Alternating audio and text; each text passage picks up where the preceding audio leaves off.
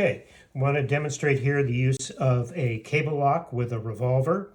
One of the nice things about using a cable lock with a revolver is that you can clearly see that the firearm is unloaded, and you'll see here in a minute when it's engaged that it can't be fired. So you want to undo the cable, run it through the firearm.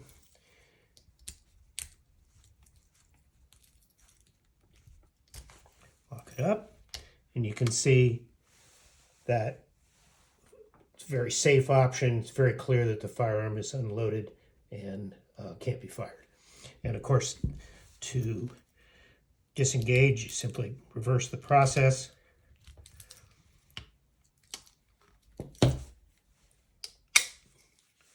And you're set to go.